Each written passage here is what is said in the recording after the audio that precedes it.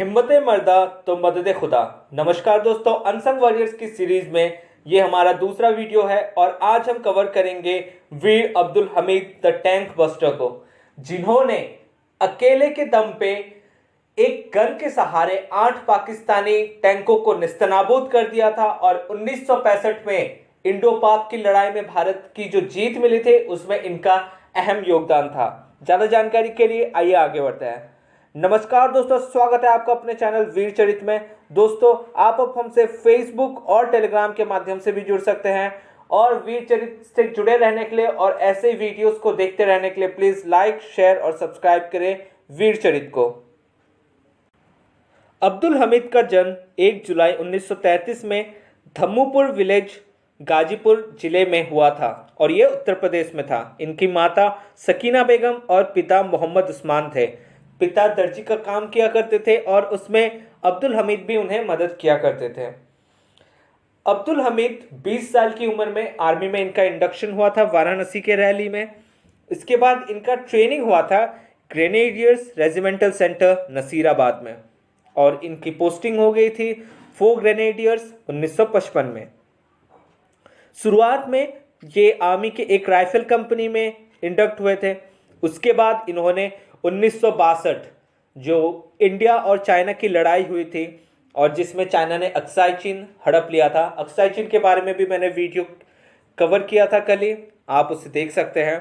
उसमें भी ये लड़े थे और ये अरुणाचल प्रदेश, तब इसे नॉर्थ ईस्ट फ्रंटियर प्रोविंस कहा जाता था, वो उसमें भी हिस्सा लिए थे।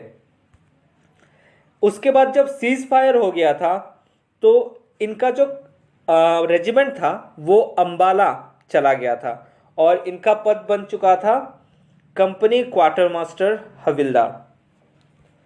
अब ये बहुत अच्छे थे रिकॉइललेस राइफल के साथ।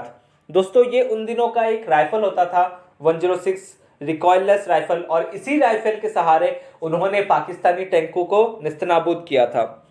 अब 1965 में आ जाते हैं। 1962 में जब भारत चाइना के साथ युद्ध हार चुका था, 1963 में पाकिस्तान ने कश्मीर का एक अहम हिस्सा चाइना को इलीगली दे दिया था। उसके बाद फिर जो उनके प्रेसिडेंट और आर्मी चीफ थे, जो बाद में जाके प्राइम मिनिस्टर बन जाते हैं, उनका एक स्टेटमेंट था जो बहुत ही फेमस था, this is the last time that we can take Kashmir from India by force. जी हाँ दोस्तों, हम हथियारों के बल पे ये आखिरी बार कश्मीर छीन सकते हैं। ये इसी स्टेटमेंट के साथ 1965 में लड़ाई शुरू होती है। उसके बाद फिर अखनूर सेक्टर में इनका पहला हमला होता है। उससे पहले भी वे कश्मीर रीजन में अपने बहुत सारे कमांडोज और आर्मी को भेजते हैं कि वहाँ पे डिसरप्शन पैदा करे, लेकिन इंडियन आर्मी सजग हो जाती है वहाँ के लोकल के साथ और उसके बाद फिर उन्हें खदेड़ देती है। तो उस साल अगस्त से ही थार डेजर्ट जो राजस्थान में है वहाँ पे हलचल मच रही थी और फेस ऑफ अक्सर हो रहा था। उसके बाद फिर ब्रिटेन ने उसमें इंटरमीडिएट किया था और उसके बाद फिर ये थोड़ा सा पीछे हट गए थे। लेकिन जम्मू में इन्होंने अखनूर सेंटर को अटैक किया। उसके बाद फिर ये किस लिए किया था, क्योंकि कम्युनिकेशन और सप्लाई जो रूट था इंडियन फोर्सेस का, उसे कट करने के लिए। परमवीर चक्र हामिद सर की जो बटालियन थी 4 ग्रेनेडियर्स, वो पंजाब के चीमा विलेज में थी और ये पंजाब के खेमकरन सेक्टर में था और इन्हें यह टास्क दिया गया था कि असल उत्तर का जो गांव है उसे वे प्रोटेक्ट करें ताकि पाकिस्तानी टैंक्स इसको क्रॉस करके आगे ना आए और उनको एक इंपॉर्टेंट एडवांटेज ना मिल जाए। अब जो बैटल ऑफ असल उत्तर था, इसी में इन्होंने अपना सर्वोच्च बलिदान दिया था। जो 4th ग्रेनेडियर्स था उसके पास 106 आरसीएल गन, रिकॉइललेस गन्स थी और इसी गन के सहारे इन्हें इन टैंक्स को रोकना था। अभी दोस्तों, इंडियन गवर्नमेंट या फिर इंडियन आर्मी को उस समय पता नहीं था कि वो रूट क्या हो सकता है उनके टैंक के एंट्री का। नहीं तो वहां पे एंटी टैंक माइंस भी बिछाए जा सकते थे पहले से ही और टैंक्स भी लाए जा सकते थे। लेकिन जैसा कि इंटेलिजेंस उस समय उतना एक्टिव था नहीं और इतना कुछ सोचा नहीं गया था, इसीलिए वहाँ पे सिर्फ 6 गाड़ियों के साथ, जी हाँ दोस्तों 6 जीप्स थे और उसमें 6 आरसीएल गन्स थे, उसी के सहारे उन्हें वहां पे प्रोटेक्ट करना था। और कोई ऑफिसर ना होने की वजह से वीर अब्दुल हामिद को ही इसे लीड करना था। अब ये मैप आप देख सकते हैं, ये इंडिया पाकिस्तान का बॉर्डर है, ये जो डॉटेड लाइंस है, और यहाँ पे ये कैनल था दोस्तों, ये एक नहर था जो पाकिस्तान का मेन प्रोटेक्शन लाइन था। अगर उनका अटैक फेल भी होता था तो ये यहाँ पे अपना बैकफायर मौजूद रखते थे कि उनको दिक्कत ना हो, बाद में जो उनके फोर्सेस रिट्रीट करेंगी तो उन्हें यहाँ से बैकफायर दिया जाता था और प्रोटेक्शन मिल जाता था। और नहर होने की वजह से यहाँ पे परमानेंट ब्रिजेस नहीं थे, तो अगर इंडियन फोर्सेस यहाँ तक पहुँच भी जाती तो इन ब्रिजेस को तोड़ दिया जाता था। और आज जैसे ऑटोमेटिक ब्रिजेस जो हमारे बहुत से टैंक्स हैं जो ब्रिज बन जाते हैं, उस समय इतना टेक्नोलॉजी एडवांस नहीं था। और ये है खेमकरन एरिया, यहाँ पे ये रूट देख सकते हैं आप, रेलवे का रूट है, और ये है असल उत्तर का गांव। अब दोस्तों पाकिस्तान का ये प्लानिंग था कि वो यहाँ से एंट्री करेंगे, असल उत्तर को यहाँ से कवर करते हुए इस एरिया को पूरा कवर कर देंगे और वेस्टर्न पंजाब को इंडिया से कट ऑफ कर देंगे। और वहाँ पे जो कोर था उसकी सप्लाई लाइन अगर कट जाएगी तो उनको एक बहुत बड़ा एडवांटेज मिल जाएगा पाकिस्तान को। अब 8 सितंबर को जो पाकिस्तानी टैंक्स थे उन्हें रिपीटेड अटैक शुरू कर दिया था और उनके पास था पैटर्न टैंक्स। दोस्तों उस समय हमारी टेक्नोलॉजी जो थी वो काफ़ी पिछड़ी हुई थी और जो पैटर्न टैंक्स थे उस समय सर्वश्रेष्ठ माने जाते थे। और हमारे पास था सेंचुरियन टैंक्स जो कि इंग्लैंड जो ब्रिटिश आर्मी यूज कर रही थी वही था, और वो उसके मुकाबले फीका पड़ रहा था। 1962 तक, जैसे मैंने अक्साई चीन कवर किया था वहां भी मैंने बताया था कि 1962 तक इंडिया की आर्मी को मॉडर्नाइज ही नहीं किया गया था। जब इस टाइम पे हम हारे थे इंडो चाइना वार, उसके बाद इंडियन आर्मी का मॉडर्नाइजेशन फेज शुरू हुआ था और अभी तक 1965 में हम रिकवर कर ही नहीं पाए थे, तब तक और एक अटैक हो गया था और पाकिस्तान यही फायदा उठाना चाहता था कि फोर्सफुली हम कश्मीर को इंडिया से अलग कर देंगे, जो कि वो आज तक सपना देखते रहते हैं। अब जो पैटर्न टैंक थे उन्होंने इतनी हैवी शेलिंग कर दी थी कि every yard of the ground occupied by the Indian battalion. दोस्तों जहां भी इंडियन बटालियंस की जो छोटे छोटे कैंप्स थे या फिर जहां वो डिप्लॉयड थे वहां बहुत ज़्यादा हैवी शेलिंग कर दी थी और ज़मीन में ऐसा कोई हिस्सा नहीं बचा था जहां पे उनके टैंक्स के शेल ना गिरे हो।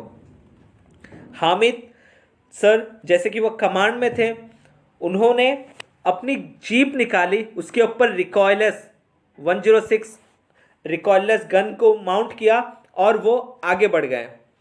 अब दोस्तों रिकॉयल आरसीएल 106 जो गन था उसका एक बैकड्रॉ और भी था, उसका शूटिंग रेंज बहुत ज़्यादा नहीं था और टैंक्स जब शूटिंग डिस्टेंस में आ जाती थी उसी के बाद आप फायर कर सकते थे, तो ये बहुत ज़्यादा डेंजरस था। आप सोच सकते हैं आपको टैंक के एकदम फेस टू फेस आना पड़ेगा, उसके बाद आप फायर करेंगे और टैंक और गन्स को आप कंपेयर कर ही नहीं पाएंगे। अब दोस्तों उन्होंने जो वहाँ पे उस समय ये था कि वहाँ पे खेत बहुत ज़्यादा थे, वो इंडिया को एक एडवांटेज मिल गया था, गन्ने के खेत बहुत थे और उसके बाद फिर कुछ कॉटन्स के भी पेड़ थे, तो उसी को एडवांटेज बना के हामिद सर ने अपना अटैक शुरू कर दिया था। और उन्होंने जैसे ही वो टैंक शूटिंग रेंज में आती है उसके बाद वो अपना फायर शुरू करते हैं और उनके आंखों के ही सामने एक टैंक हवा में गुलछर्रे मार रहा होता है, वो नेस्तनाबूद हो जाता है। और दिन खत्म होते होते 8 सितंबर को वो 2 टैंक डिस्ट्रॉय कर देते हैं। जी हाँ दोस्तों, गन के सहारे उन्होंने 2 टैंक को डिस्ट्रॉय कर दिया और 4 टैंक्स एबंडेंट, जी हाँ दोस्तों, वो भाग खड़े हुए थे। और इसका एक डर भी था पाकिस्तान को क्योंकि उन्हें दिख ही नहीं रहा था कि captain Hamid quarter master Hamid कहाँ से फायर कर रहे थे। अब नेक्स्ट मॉर्निंग पाकिस्तान ने और सीवियर अटैक फायर शुरू कर दिया था और उन्होंने जो सैबर जेट था, उस समय पाकिस्तानी आर्मी टेक्नोलॉजी के मामले में इंडिया के आर्मी से बहुत ज़्यादा फ्रंट फुट में खेल रही थी और इन्होंने अपने जो सैबर जेट्स थे अमेरिकन मेड, उससे भी फायर शुरू कर दिया था और उसके बाद फिर इंडियन आर्मी के ऊपर बहुत ज़्यादा हैवी शेलिंग हुआ था। हैवी शेलिंग को मात देते हुए हामिद सर ने 2 टैंक को फिर से नस्तनाबूद कर दिया था। आप ये 2 कंपैरिजन देख सकते हैं, एक तरफ है पैटर्न टैंक्स और दूसरी तरफ है रिकॉइललेस गन। अब ये जो रिकॉइललेस गन है, इस आप देख सकते हैं ये 60 mm इसका फायरिंग कैपेबिलिटी है और ये 90 mm का पॉइंट है इनका। इसके बाद फिर आप एक टैंक को और एक गन को कंपेयर ही नहीं कर पाएंगे। और ये हावित्जर भी नहीं है। अगर आप सोच रहे हैं कि हावित्जर आज का जो मॉडर्न है वो तो काफ़ी एडवांस है, लेकिन ये सिंपल गन की तरह था।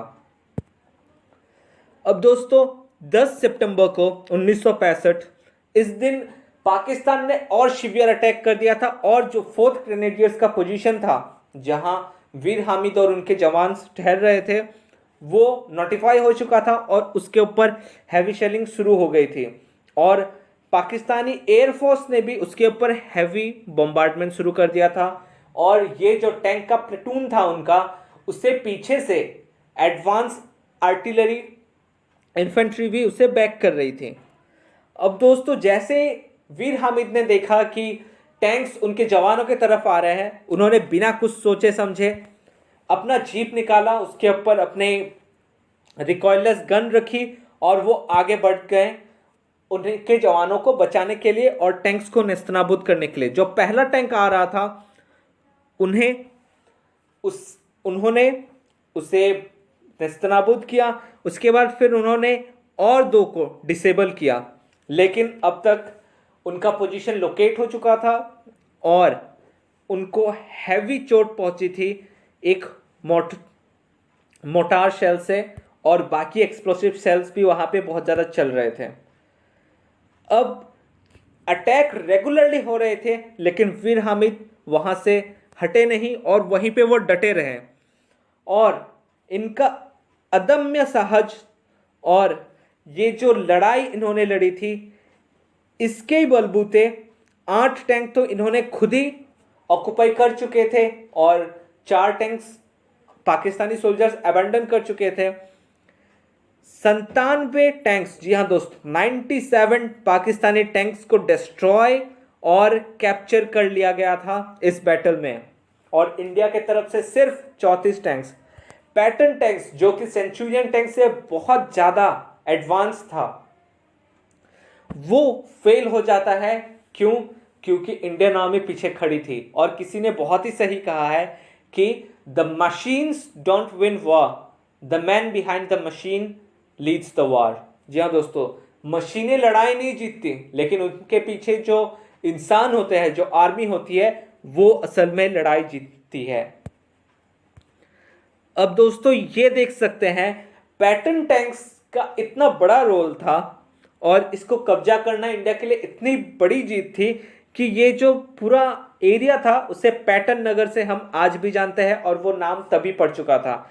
ये उस समय के पीक है, आप पिक्चर है, आप देख सकते हैं पैटर्न टैंक्स को किस तरीके से इंडिया ने ऑक्युपाई किया था। और ये आज भी, चाहे एनडीए हो जाए या फिर रेजिमेंटल हेडक्वार्टर्स हो जाए, जो जो इस लड़ाई में शामिल थे, वो अपने एक प्राउड मोमेंट की तरह इसे रखते हैं। और 97 ऐसे ही पैटर्न टैंक्स और उनके वेरियस टैंक्स को इंडिया ने ऑक्युपाई कर लिया था। हामिद सर अगले दिन जो जीत थी 11 सितंबर को इंडिया जीत चुका था, लेकिन हामिद सर इस जीत को देखने के लिए नहीं बचे थे। उन्होंने अपना सर्वोच्च बलिदान दे दिया था, क्योंकि वो, आप सोच सकते हैं, टैंक फायर कर रहा है उस तरफ से और ये गन लेके खड़े हैं, तो टैंक का एक भी बारूद अगर लगेगा तो कितनी चोट पहुंचेगी। हामिद सर के अदम्य साहस के लिए उन्हें परमवीर चक्र, जी हाँ, जो सबसे बड़ा अवार्ड होता है, गैलेंट्री अवार्ड, परमवीर चक्र, उन्हें मरणोपरांत प्रदान किया गया।